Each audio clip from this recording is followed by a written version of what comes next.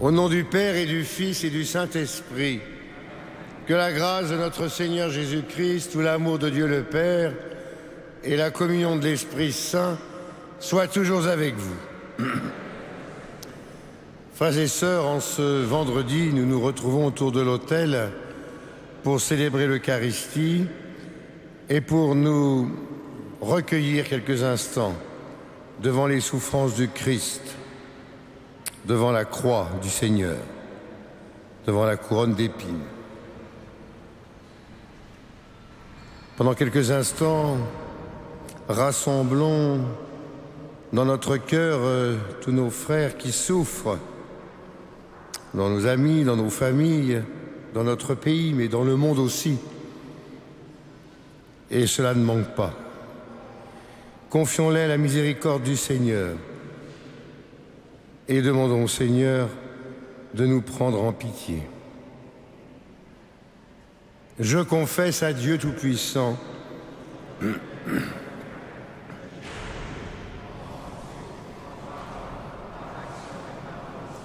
oui, j'ai vraiment péché.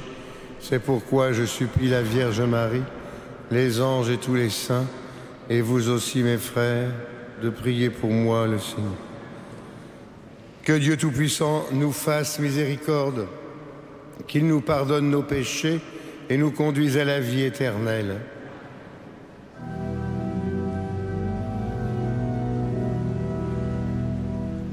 Seigneur, prends pitié, Seigneur, prends pitié, Seigneur, prends pitié.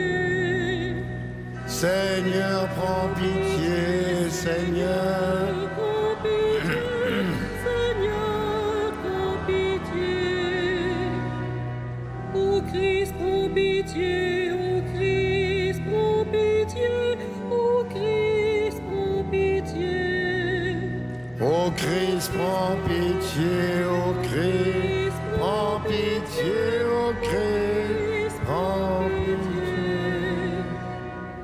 Seigneur, prends pitié, Seigneur, prends pitié, Seigneur, prends pitié. Seigneur, prends pitié, Seigneur. Prends pitié, Seigneur, prends pitié.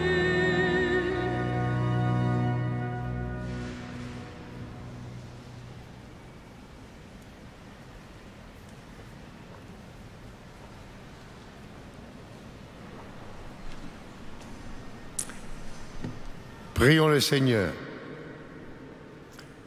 Dieu qui a racheté tous les hommes par le sang de ton Fils unique, poursuis en nous l'œuvre de ton amour.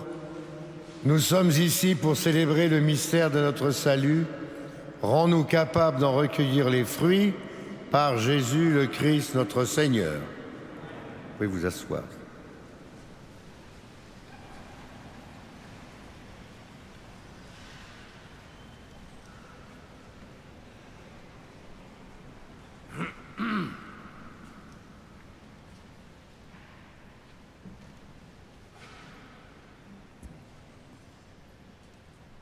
Lecture du livre de Joël. Prêtres, mettez un vêtement de deuil et pleurez. Serviteurs de l'autel, faites entendre des lamentations. Venez, serviteurs de mon Dieu, passez la nuit en habit de deuil. Car la maison de votre Dieu ne reçoit plus aucune offrande de nourriture ni de boisson. Prescrivez un jeûne sacré. Annoncez une solennité. Réunissez les anciens et tous les gens du pays dans le temple du Seigneur votre Dieu. Criez vers le Seigneur. Ah, jour de malheur! Le jour du Seigneur est proche. Il vient comme un fléau du Tout-Puissant. Faites retentir la trompette dans Sion. Faites retentir la clameur sur ma montagne sainte. Qu'ils tremblent, tous les gens du pays, car voici venir le jour du Seigneur. Il est tout proche. Jour de ténèbres et d'obscurité, jour de brouillard et de sombres nuées. Comme la nuit qui envahit les montagnes, voici une multitude redoutable. Il n'y en a jamais eu de pareil, il n'y en aura plus dans les générations à venir. Parole du Seigneur.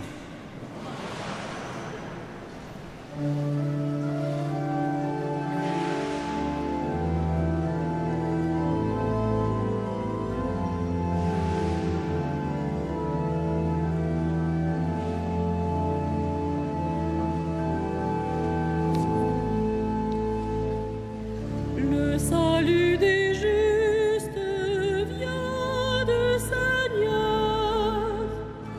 Le salut des justes vient du Seigneur.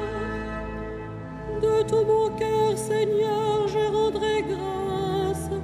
Je dirai tes innombrables merveilles. Pour toi, j'exulterai, je danserai. Je fêterai ton nom, Dieu très haut. Le salut des justes vient du Seigneur.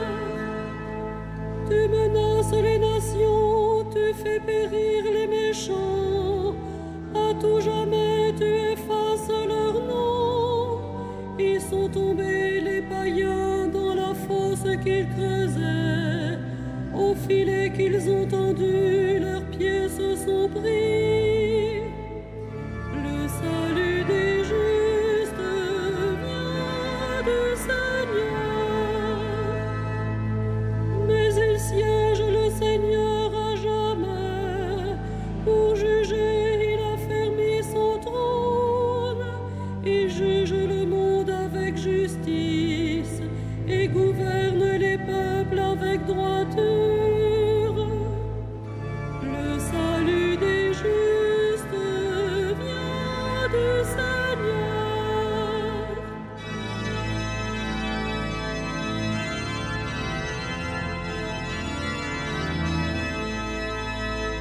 Alléluia, Alléluia, Alléluia. Alléluia, Alléluia, Alléluia.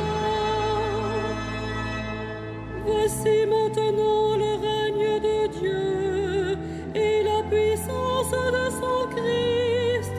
Béni soit celui qui vient au nom du Seigneur. Alléluia, Alléluia, Alléluia.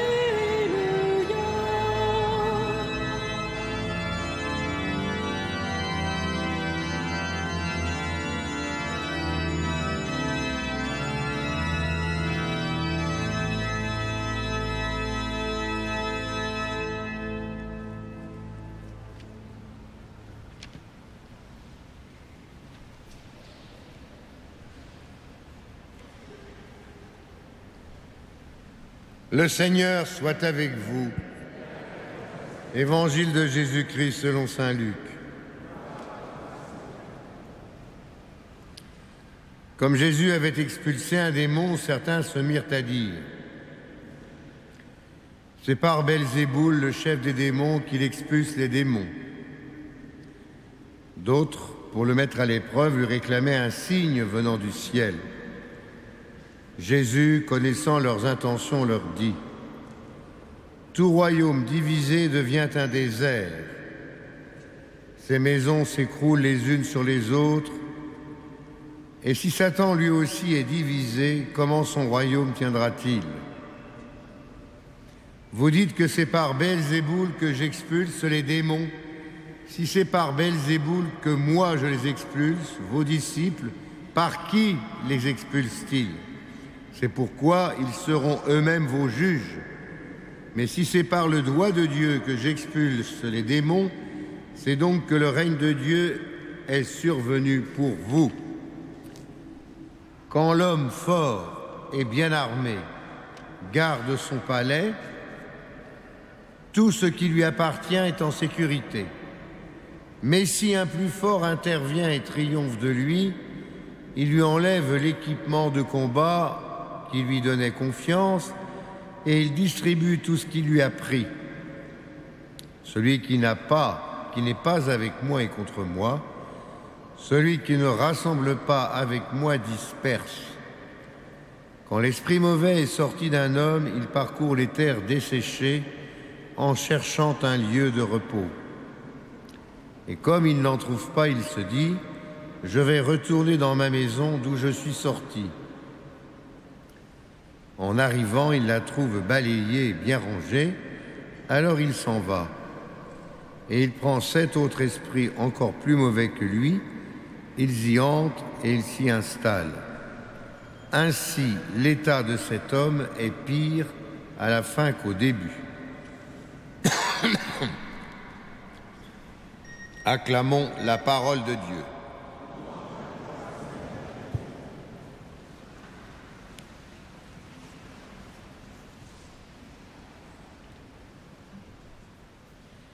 C'est toujours la même chose, frères et sœurs, quand on se lance en expertise d'humanité, on s'aperçoit que l'essentiel est d'accompagner le frère qui est en souffrance. Et le pape François, pour ce qui est de l'Église catholique, nous rappelle, à temps et à contre-temps, qu'il est essentiel de prendre ce temps pour l'accompagnement des blessés de la vie, d'accompagner des frères qui souffrent, qui sont au bord du chemin, qui sont écartés, expulsés, immigrés, exclus. Et donc, il est essentiel de prendre ce temps pour accompagner ces personnes, les écouter, leur montrer l'amour du Seigneur, leur porter la compassion nécessaire pour témoigner ainsi auprès d'eux de la miséricorde de Dieu et de tout l'amour du Seigneur.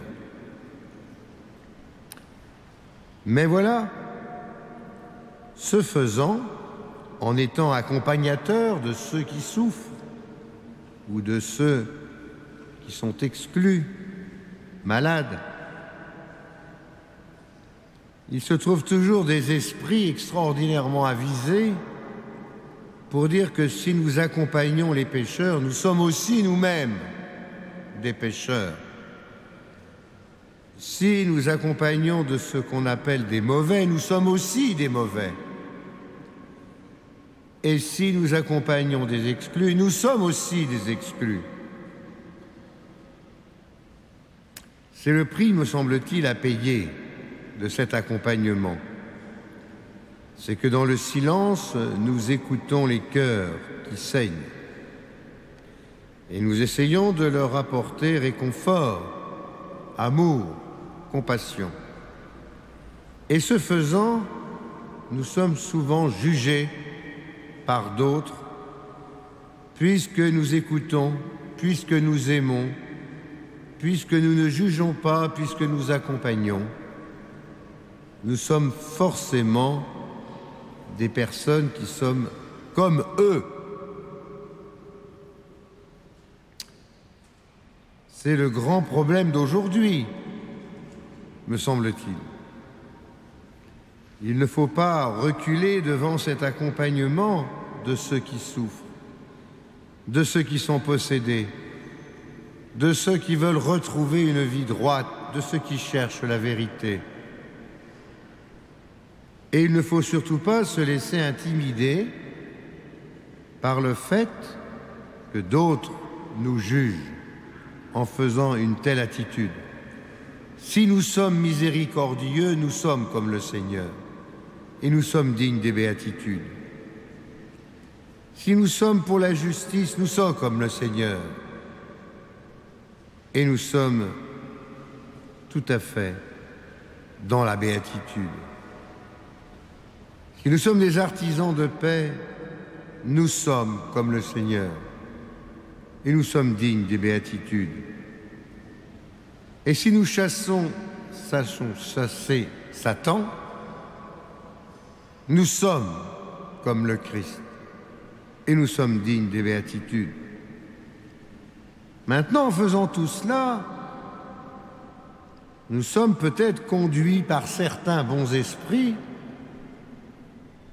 à être condamnés à la croix, à la difficulté, à la souffrance. Mais nous participons ainsi à ce que le Christ a souffert puissance 1000 pour nous. Et voilà pourquoi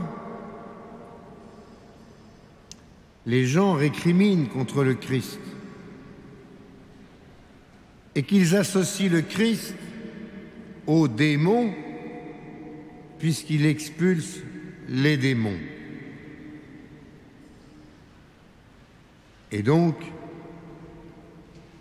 le Christ leur dit, mais si c'est par Belzéboul que moi j'expulse les démons, vos disciples, par qui les expulsent-ils? Mais si c'est par le doigt de Dieu que j'expulse les démons, c'est donc le règne de Dieu est survenu pour vous. Phase très importante. Il est essentiel de travailler toujours et tout le temps pour que le règne de Dieu advienne et advienne parmi nous. Et il advient si on l'annonce la miséricorde, l'amour, la compassion. Et si nous sommes jugés par le monde, c'est pas grave, puisque c'est Dieu qui nous juge. Ce n'est pas le monde. Et nous savons ce qu'il en est de l'esprit du monde. L'esprit du monde doit être dépouillé. L'esprit du monde doit être chassé. L'esprit du monde doit être purifié. Voilà ce que dit le pape François. Nous-mêmes, nous avons à prendre ce chemin, de ne pas tenir compte de ce qu'il conviendrait de faire pour être en adéquation mondaine avec ceux qui, de manière mondaine, nous jugent. Et nous avons à tenir compte de ce que le Seigneur nous demande. Risquer notre vie pour aimer nos frères. Risquer notre vie pour accompagner nos frères. Et s'il faut prendre un chemin difficile, dur, escarpé, exigeant pour aider nos frères, il nous faut le prendre, sans récriminer, en se disant que le Christ a pris, lui, le chemin le plus dur qui soit, le chemin de la croix, et que chaque fois qu'on lui a posé la question « Que devons-nous faire pour te suivre ?» Eh bien, prenez vous-même votre croix, portez-la et suivez-moi. Voilà, mes amis, demandons au Seigneur d'être, nous aussi, dans cette tenue de combat. Combat contre l'esprit du mal. Combat contre l'esprit de division. Chaque fois qu'il y a de la division, il n'y a pas de règne de Dieu. Chaque fois qu'il y a division, le royaume en question s'effondre. Et si l'on veut construire quelque chose avec le Seigneur, il faut être de côté de ceux qui rassemblent, de ceux qui convoquent, et non pas de ceux qui excluent ou divisent ou démolissent. Voilà. Si l'on veut que le royaume du Seigneur tienne debout, il nous faut annoncer le rassemblement du peuple de Dieu, le rassemblement de l'Église, et témoigner jusqu'au bout, malgré les épreuves, de ce qu'il en coûte que de rassembler toutes les personnes au nom de la miséricorde et de l'amour du Seigneur. Amen.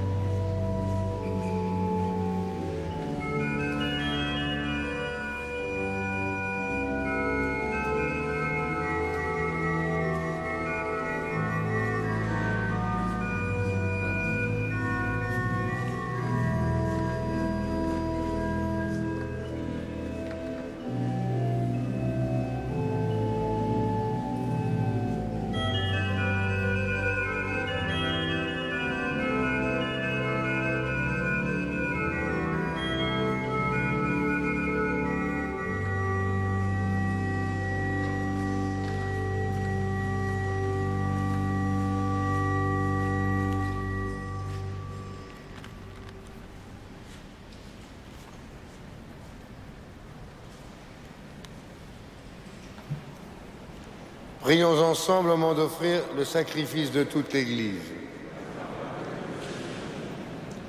Si nous venons à ton autel, Seigneur, avec ces offrandes en nos mains, c'est pour que nous puissions rencontrer par le sacrement de l'Eucharistie Jésus-Christ, médiateur de l'Alliance nouvelle, et pour que vienne jusqu'à nous une fois encore le salut qu'il nous a obtenu par son sang, lui qui vit règne avec toi dans l'unité de l'Esprit Saint pour les siècles des siècles.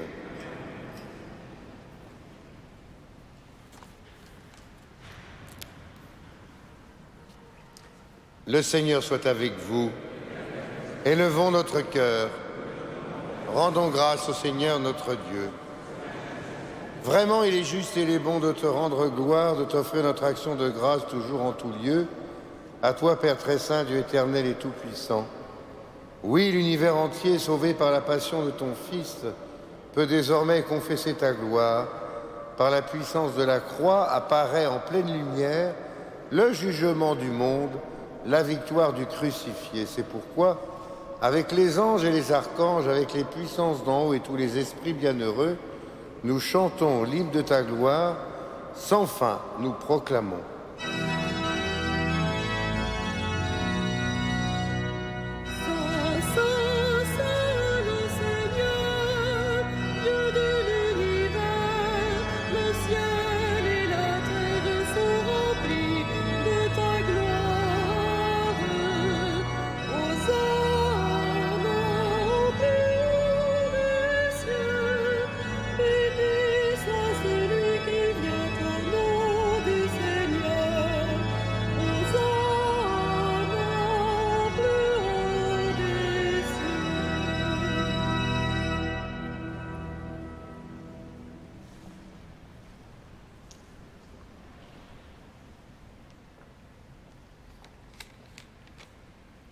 Toi qui es vraiment saint, toi qui es la source de toute sainteté, Seigneur, nous te prions.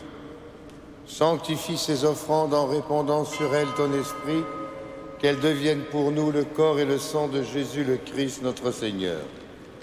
Au moment d'être livré, d'entrer librement dans sa passion, il prit le pain, il rendit grâce, il le rompit, il le donna à ses disciples en disant « Prenez, mangez-en tous, ceci est mon corps livré pour vous. »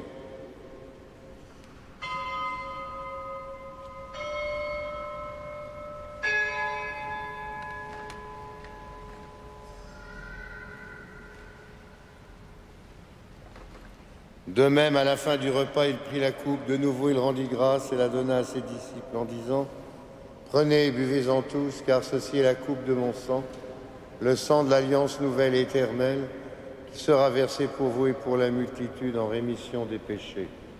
Vous ferez cela en mémoire de moi. »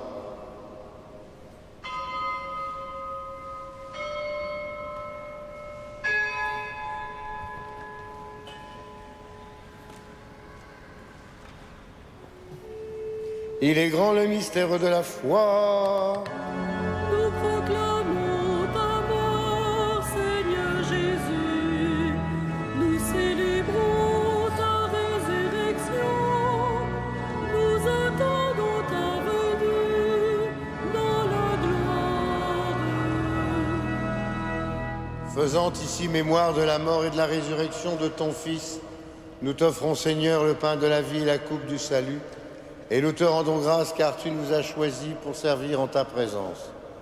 Humblement, nous te demandons qu'en ayant part au corps et au sang du Christ, nous soyons rassemblés par l'Esprit Saint en un seul corps. Souviens-toi, Seigneur, de ton Église répandue à travers le monde. Fais-la grandir dans ta charité avec le pape François, notre évêque André, ses auxiliaires, Éric et Renaud, Michel, et tous ceux qui ont la charge de ton peuple. Souviens-toi aussi de nos frères qui se sont endormis dans l'espérance de la résurrection, de tous les hommes qui ont quitté cette vie, spécialement d'André et de Maxime. Reçois-les dans ta lumière auprès de toi. Sur nous tous, enfin, nous implorons ta bonté. Permets qu'avec la Vierge Marie, la bienheureuse Mère de Dieu, Saint Joseph, son époux, avec les apôtres, Saint Denis, les saints de tous les temps qui ont vécu dans ton amitié, nous ayons part à la vie éternelle, que nous chantions ta louange par Jésus le Christ, ton Fils bien-aimé. Par lui, avec lui et en lui. Amen. À toi, Dieu le Père Tout-Puissant, dans l'unité du Saint-Esprit, tout honneur et toute gloire pour les siècles des siècles.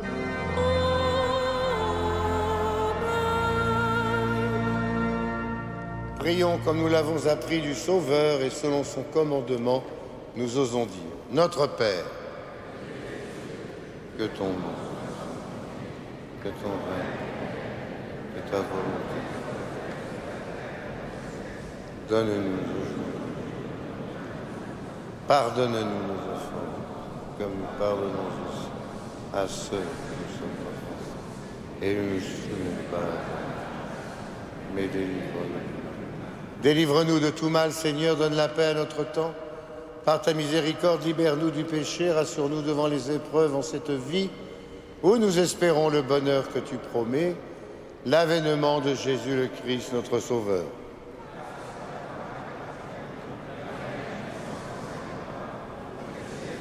Seigneur Jésus-Christ, tu as dit à tes apôtres, je vous laisse la paix, je vous donne ma paix. Ne regarde pas à nos péchés, mais à la foi de ton Église. Pour que ta volonté s'accomplisse, donne-lui toujours cette paix. Conduis-la vers l'unité parfaite, toi qui règnes pour les siècles des siècles. Et que la paix du Seigneur soit toujours avec vous. Frères et sœurs, dans la charité du Christ, donnons-nous un geste de paix.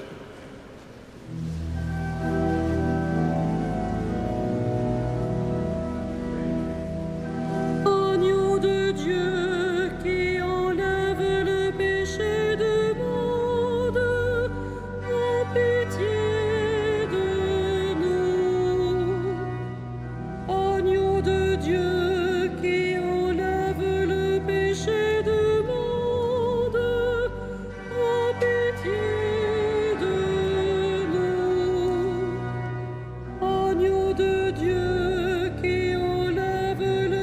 péchés du monde, donne-nous la paix.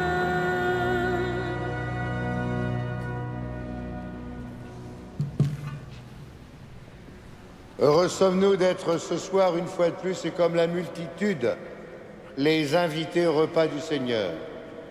Voici Jésus, voici l'agneau de Dieu, celui qui enlève le péché du monde. Seigneur.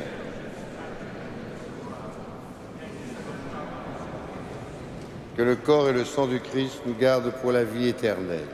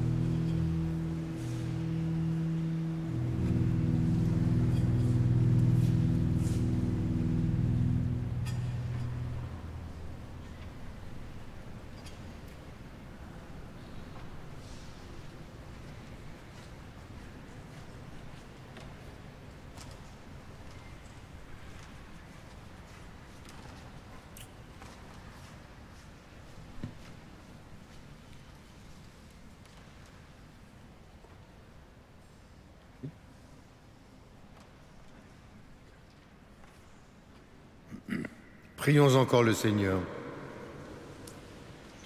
Tu nous as rénovés, Seigneur, par le pain et la coupe du salut, que le sang de notre Sauveur nous anime sans cesse, qu'il devienne pour nous une source jaillissant pour la vie éternelle, par Jésus le Christ notre Seigneur.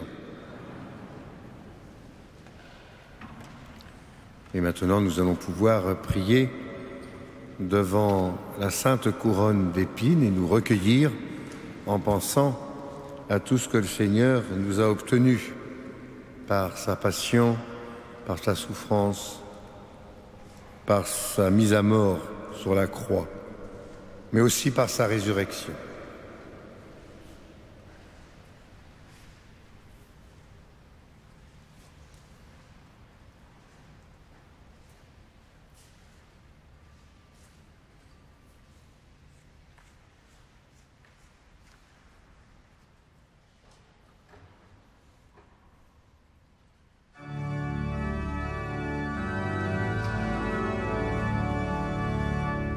Puisque Dieu nous a aimés jusqu'à nous donner son Fils, ni le monde ni le péché ne saurait nous arracher à l'amour qui vient de lui. Depuis l'heure où le péché s'empara du genre humain, Dieu voulut nous envoyer. On a mis sur nos chemins le Seigneur Jésus, son Fils.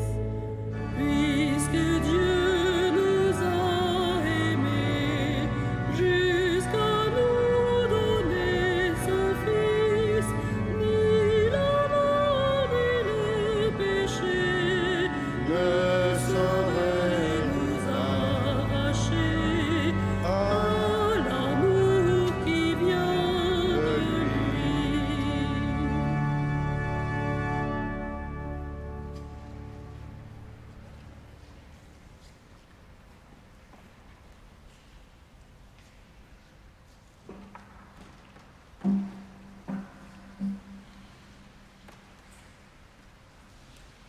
D'une homélie de saint Augustin sur l'évangile de saint Jean. Des soldats vinrent donc et ils brisèrent les jambes du premier, puis du deuxième des condamnés que l'on avait crucifié avec Jésus. Mais quand ils arrivèrent à Jésus, voyant qu'il était déjà mort, ils ne lui brisèrent pas les jambes. Mais l'un des soldats ouvrit son côté avec sa lance et il en sortit aussitôt du sang et de l'eau. L'évangéliste s'est servi d'un mot soigneusement choisi. Il ne dit pas « il frappa » ou « il blessa son côté » ou quelque chose d'autre, mais il ouvrit son côté pour faire comprendre d'une certaine manière que la porte de la vie était ouverte à cet endroit d'où ont coulé les sacrements de l'Église, sans lesquels on n'entre pas dans la vie qui est la vraie vie. Ce sang a été versé pour la rémission des péchés. Cette eau se mélange à la coupe du salut. Elle procure tout ensemble le bain et le breuvage. Cela était annoncé d'avance par l'ordre donné à Noé d'ouvrir sur le côté de l'arche la porte par laquelle entreraient les animaux qui ne périraient pas dans le déluge et qui préfigureraient l'Église. Voilà pourquoi la première femme a été faite du côté de l'homme qui dormait et elle fut appelée la vie et la mère des vivants. Ce fut l'indication d'un grand bien avant le grand mal de la prévarication. Ici, le second Adam, inclinant la tête, a dormi sur la croix pour qu'une épouse lui soit formée de ce qui a coulé du côté de celui qui dormait. Ô mort, qui fait revivre les morts? Qu'y a-t-il de plus pur que ce sang? Qu'y a-t-il de plus salutaire que cette blessure?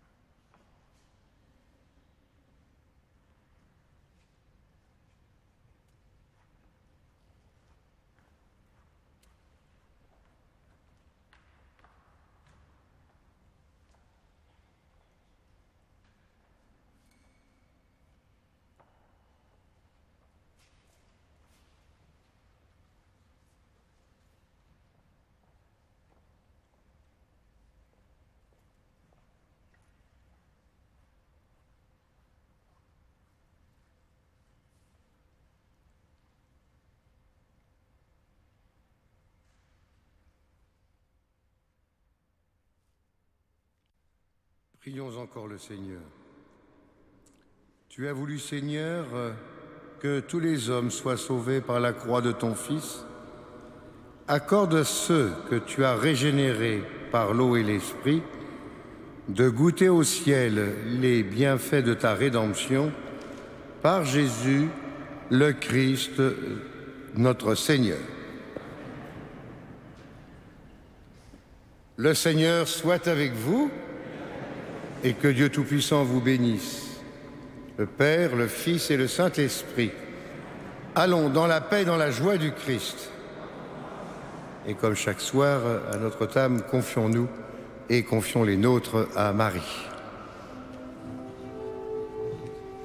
Salve Regina, Mater misericordiae, vita dulcina, et spes nostra salvi.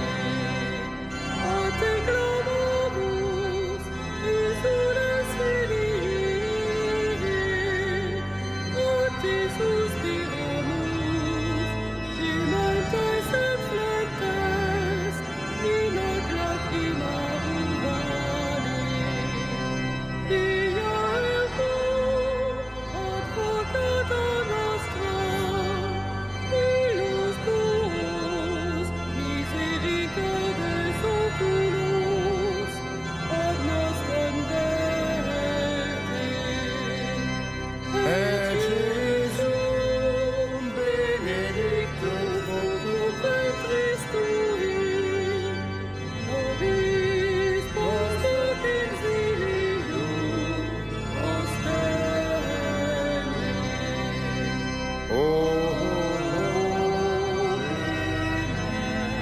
O